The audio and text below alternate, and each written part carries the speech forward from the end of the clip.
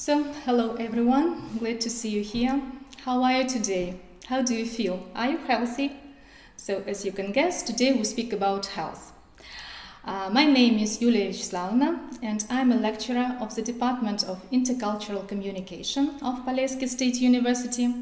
And today I would like to present you a short, but I hope useful video lesson on topic health.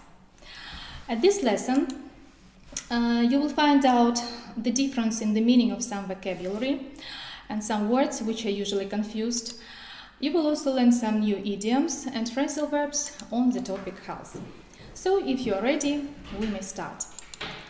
The main difficulty in all this is that idioms often sound so strange to us that we can't understand their real meaning.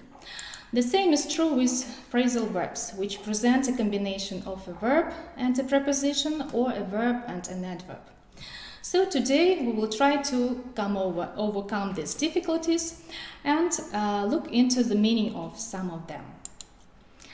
So let's look at these examples. Imagine that one day you feel unwell. And you feel some kind of pain or maybe ache. So which word should you use in this situation? Look at this table. You can see that Russian word "боль" is translated into English in several ways. It can be ache or pain or even hurt.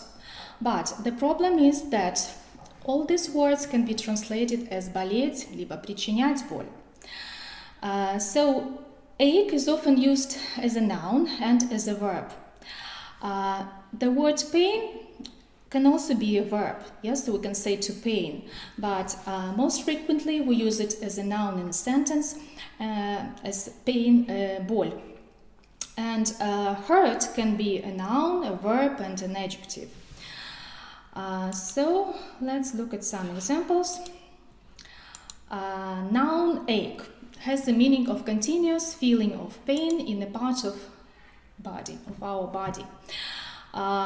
In Russian we usually say не острая продолжительная боль, тупая боль, ноющая боль и даже тоска либо душевная боль.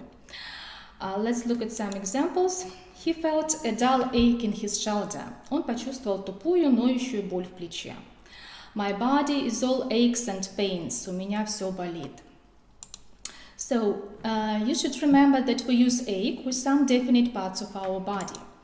And usually we say a headache, головная боль, an earache, ушная боль, a toothache, зубная боль, a backache, боль в спине, a stomachache, боль в животе, and a heartache, боль в сердце, либо сердечная боль. So, the verb to ache means to suffer from a continuous dull pain, or maybe to cause this pain. And the Russian translation is вызывать небольшую боль, ныть, ломить, болеть. For example, you have been sitting for a long time in one position and you say, my back aches, у меня болит спина. Or maybe yesterday you did some sport, or maybe you did a lot of physical exercises, and again today you say, I'm aching all over, у меня все болит, у меня болит все тело. One more example is my heart aches for him. У меня болит за него сердце. Это значит, что я переживаю за него. So the next one is pain. Pain means a feeling of very great discomfort that you have, for example, when you have been hurt or when you are ill. And in Russian we usually say острая невыносимая боль, сильная боль либо страдание. Если это глагол, мы переводим его причинять боль, огорчать, либо мучить. He felt a sudden pain in his leg. Он почувствовал резкую боль в ноге. I could hardly speak from the pain. От боли я едва могла разговаривать. Do you see this ambulance in the picture? I put it here to show that pain is stronger than ache. And if you have some kind of pain, usually you go to the doctors or you call an ambulance or maybe go to the hospital. So you can't bear or stand it. It's so strong. And of course there are some useful expressions with pain. To ease or to relieve pain means облегчить боль. To take pains to do something. Прикладывать много усилий ради чего-то. To scream with pain, кричать от боли. So pay attention to the preposition, to scream with pain.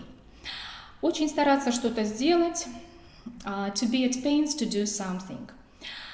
And of course you know this proverb, без труда не выловишь рыбку из пруда, which is translated no pain, no gain, or no pains, no gains. Okay, so let's look at the next slide.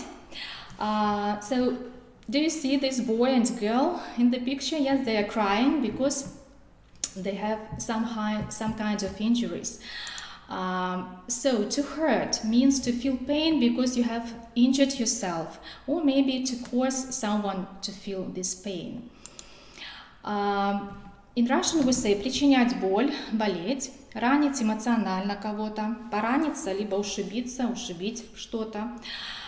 Если это прилагательное, мы переводим поврежденный, раненый, травмированный, пострадавший. И существительное ушиб, рана, страдание, душевная боль.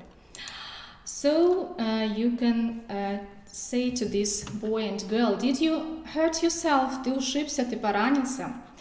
And if you see this woman in the picture, she can't see anything because strong light hurts her eyes. Сильный свет причиняет боль ее глазам, ей больно смотреть. So in these cases we use the verb to hurt.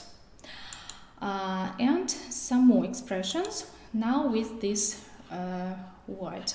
To hurt like hell means невыносимо болеть, либо причинять ужасную боль. To cry before one is hurt, поднимать панику раньше времени. It won't hurt, это не повредит.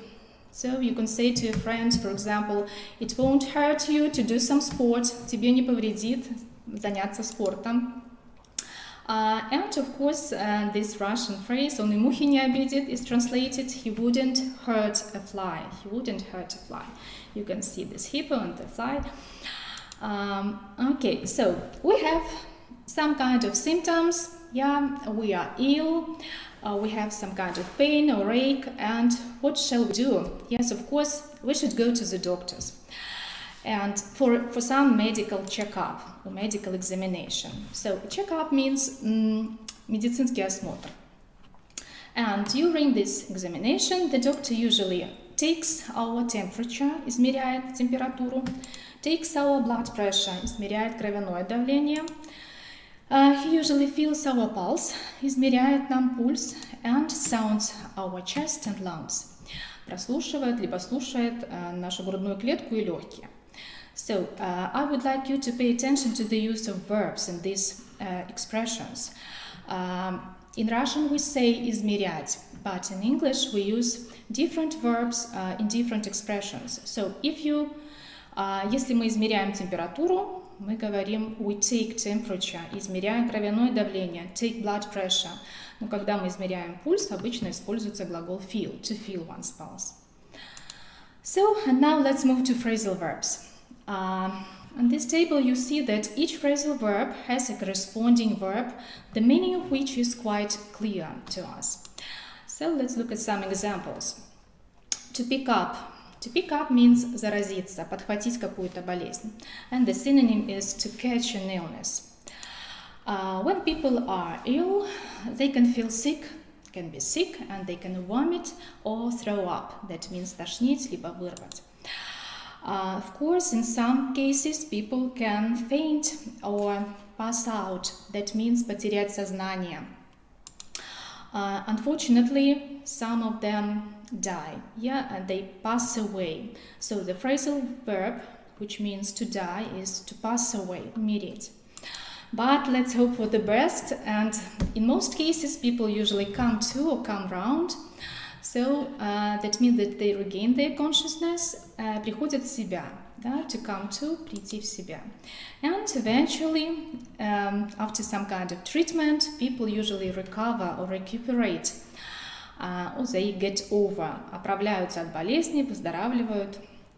So you can use this phrasal verb, to get over. But when you have some problems with your tooth or teeth, you should go to the dentist, and he would like to take or pull your tooth out. That means to extract, вырвать. And of course, when you speak about health and when you describe your physical and mental health, you can use different idioms to make your speech more expressive and more beautiful. I have divided these idioms into two large groups, which mean feeling well and feeling unwell.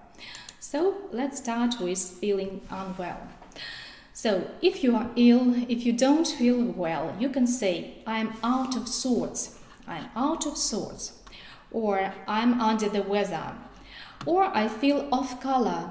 So all these expressions mean that you don't feel well, that you are ill. Let's look at this idiom, to feel run down. That means that you are overtired or exhausted. Maybe you have been working hard for a long day, and now you feel really run down. Разбитый, вымотанный, уставший. Run down. So when you're seriously ill, you can use the following idioms. To have a relapse means испытывать рецидив, либо повторно заболеть. To slip away, угасать. Об умирающем человеке говорят, что он уходит, угасает. He's slipping away. Or one more expression, his or her life is hanging by a thread. Его либо ее жизнь висит на волоске. That means that the person is in very serious, so has some very serious problems with his or her health. And again, pay attention to the use of preposition. In Russian we say висит на волоске, and in English we use the preposition by. So, but sooner or later people recover from their illnesses and diseases. And if you want to describe the process of recovering when you are not completely healthy, but you are on the way to recovery, so the following idioms can be used. To be on the mend, which means to be recovering from an illness. To be out and about, or to be up and about. That also means поправляться, выздоравливать. To be off the danger list, быть вне опасности, когда ваша жизнь вне опасности, вам ничего не угрожает. You can say, I'm on that off the danger list. Or to be on one's feet again, быть снова на ногах, быть снова здоровым. And when you are completely healthy and feel perfectly well, so you should say, I'm as fit as a fiddle, or I'm as right as rain, or I'm as good as new. So these idioms mean that you are completely healthy and you feel perfectly well. So that was all for today. Thank you for your attention. And I hope that this video lesson was very interesting and useful to you. Дорогие наши абитуриенты, мы будем очень рады и счастливы видеть вас студентами нашего университета. И если вы действительно любите английский язык и делаете в нем успехи, мы будем очень рады пригласить вас стать студентами нашей новой специальности «Лингвистическое обеспечение межкультурных коммуникаций» и получить квалификацию специалиста по межкультурным коммуникациям и также освоить профессию переводчик-референт со знанием 2 иностранных языков. Подробную информацию о специальностях и об этой специальности вы сможете узнать на сайте нашего университета в разделе «Абитуриенту», также просмотрев вебинары, онлайн-вебинары, которые прошли в нашем университете в разделе «Новости». So, thank you for attention and be healthy.